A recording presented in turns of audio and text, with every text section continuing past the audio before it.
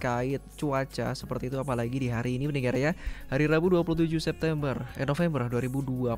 Tentunya tadi kita juga sudah melaksanakan proses pemilihan, dan mungkin juga kali ini di tiap-tiap TPS juga masih ya berlangsung terkait proses penghitungan suara seperti itu. Dan pendengar RRI Pro 1 ya, untuk lebih jelasnya ya terkait informasi cuaca ataupun hal-hal yang mungkin bisa disampaikan terkait cuaca sore hari ini, kami sudah tersambung bersama Kalaksa BPBD Provinsi Bali, ada Bapak Made Renten yang sudah terhubung bersama Pro 1 di via telepon sore hari ini, akan bincang sedikit bersama kita sore hari ini. Selamat sore Pak Made. Selamat sore Bang Iras. Baik. Bangku, salam sehat. Salam sehat. Pak Made, terkait hari ini tadi kita sudah melaksanakan proses pencoblosan seperti itu ya. Mungkin kalau dari BPBD Provinsi Bali sendiri, bagaimana pelaksanaan pilkada yang berlangsung hari ini, Pak? Secara keseluruhan, kalau dilihat dari cuaca di Bali hari ini, Pak Made. Iya, sebelum kepada gambaran secara umum cuaca di Bali, saya izin menyampaikan tadi pagi sekitar jam 9, kami dari BPBD bersama beberapa kepala OPD di Pemprov Bali mendampingi Bapak PJ Gubernur, Forkompinda Bali, jajaran KPU dan Bawaslu Bali memantau dan meninjau sekurang-kurangnya 3 TPS di wilayah Kota Denpasar. Salah satunya TPS di TPS 8 Kelurahan Panjer kalau tidak salah.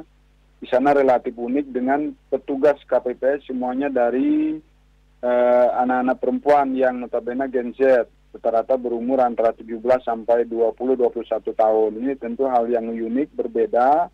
Bagaimana kita menemukan kesadaran para generasi muda kita mau bertugas di tengah-tengah kesibukan mereka yang notabene adalah generasi muda. Jika ditanya tentang kondisi cuaca secara umum di Bali, kami tentu berangkatnya dari rilis perkiraan dini cuaca yang disampaikan oleh BMKG wilayah 3, yang merupakan dasarian ketiga berlakunya dari sejak 21 November sampai 30 November yang akan datang, di mana dari 9 kabupaten kota di Bali termonitor ada potensi hujan dengan durasi yang cukup lama di 2 kabupaten, yaitu Tabanan ada 3 kecamatan, Pupuan, Penebel, dan Baturiti. Yang kedua Kabupaten Badung, tepatnya di Kecamatan Petang. Tetapi hasil kondisi real di lapangan hari ini per jam 12.45 tadi, selesai pencoblosan di masing-masing TPS, saya mendapatkan laporan dari rekan-rekan sahabat tangguh di lapangan. Ada 2 kabupaten yang secara real terjadi hujan dalam durasi yang cukup lama begitu, tetapi intensitasnya sedang. Pertama di Kabupaten Buleleng, kedua di Bangli, terutama di salah satu kecamatan yaitu Kintamani. Tetapi hujan yang terjadi di 2 kabupaten tersebut relatif kondusif, tidak berpengaruh signifikan terhadap jalannya proses demokrasi, pencoblosan sampai dengan saat ini proses penghitungan suara. Secara umum, kondisi cuaca di Provinsi Bali termonitor kondusif, aman, terkendali, kendatipun sejak awal kami di BPBD selalu berkoordinasi dan berusaha memfasilitasi teman-teman penyelenggara pemilu, terutama di tingkat desa. Pertama dari sisi koordinasi penempatan TPS, karena berangkat dari pengalaman saat Pilpres Februari 2024, pernah terjadi 1 TPS di Karangasem yang diterjang banjir bandang, pada akhirnya harus dievakuasi, direlokasi begitu, dipindahkan. 1 TPS di Jemberana yang ditempatkan di lapangan terbuka, kebetulan di lapangan poli, juga kena banjir, sehingga mengharuskan TPS itu dipindahkan ke gedung yang terdekat. Berangkat dari 2 pengalaman tersebut, tahun ini kami seluruh jajaran BPBD berkoordinasi pendampingan dan memfasilitasi teman-teman penyelenggara pemilu di tingkat KPPS untuk bersama-sama kita menyepakati lokasi TPS yang relatif aman, jauh dari terjangan kebencanaan.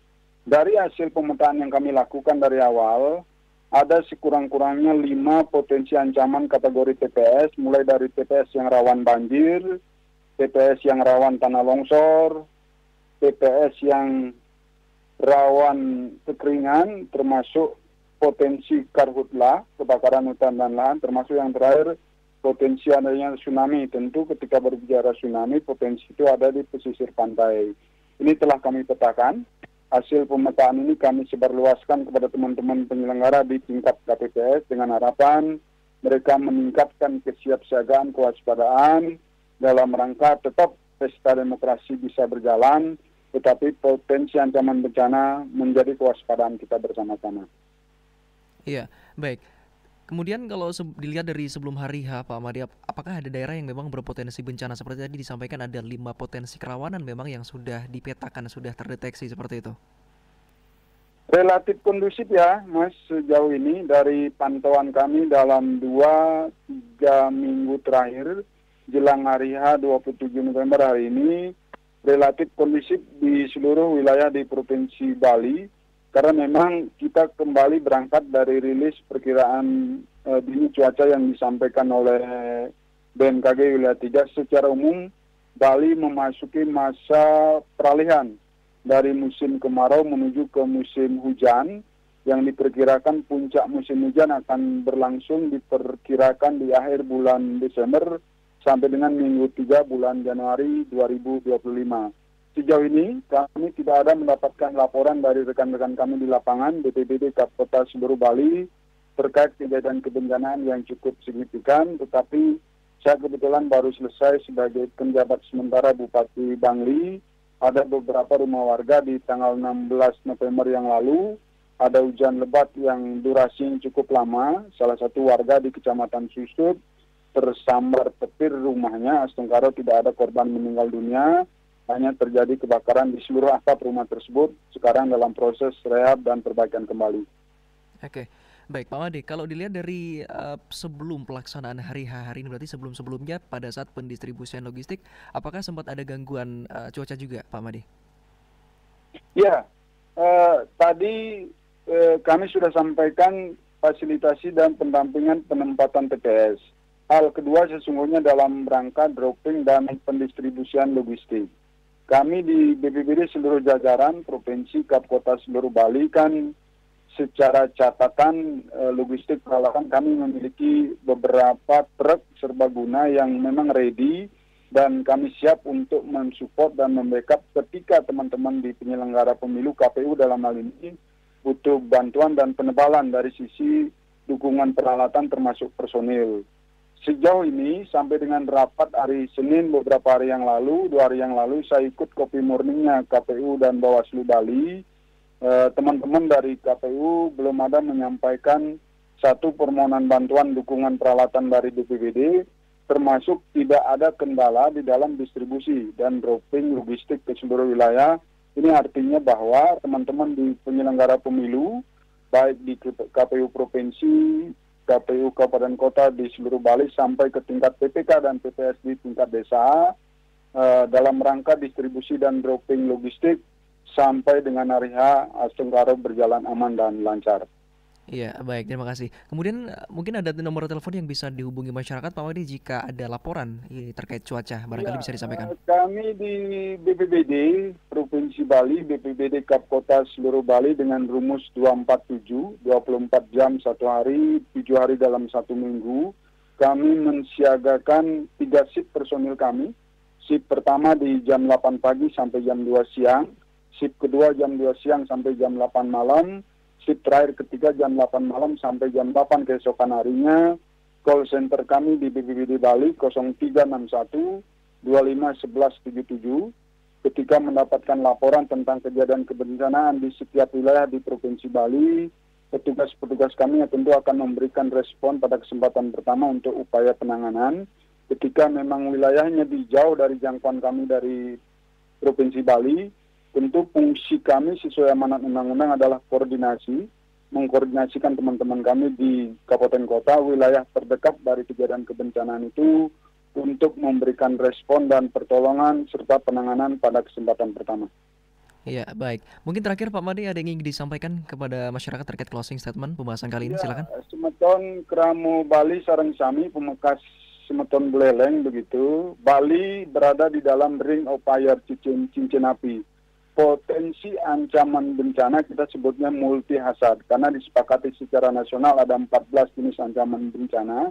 Di Bali seluruhnya ada, apalagi ketika berbicara ring Bali Utara Buleleng tepatnya. Oleh karena itu kesiapsiagaan menjadi tugas kita bersama, tidak semata-mata pemerintah daerah apalagi BPBD saja, tapi mari kita tingkatkan kesiapsiagaan, tingkatkan kewaspadaan. Salah satu yang paling mudah adalah selalu ikuti berbagai perkembangan informasi yang dikeluarkan oleh lembaga pemerintah resmi, BMKG Wilayah 3 termasuk kami di BPBD, Provinsi Kap Kota seluruh Bali, karena setiap saat kami selalu memberikan update informasi berkaitan dengan rilis perkiraan dini cuaca, termasuk langkah-langkah upaya mitigasi yang bisa dan harus kita lakukan.